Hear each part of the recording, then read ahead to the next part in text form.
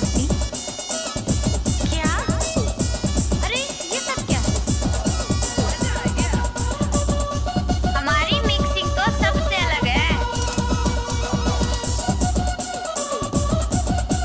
नाम तो आपने सुना ही होगा।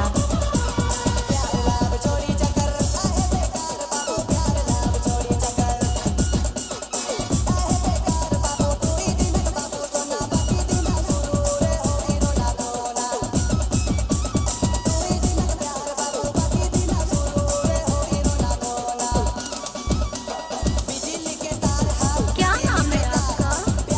क्या नाम है आपका? सर्ज बाबू।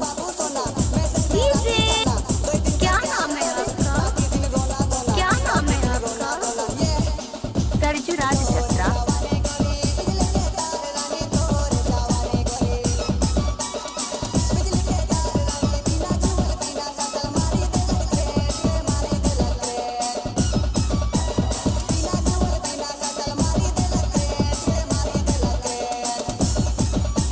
हमको कुछ बोले क्या?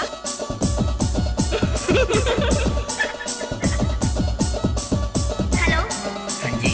आपका नाम क्या है? सर्ज बाबू।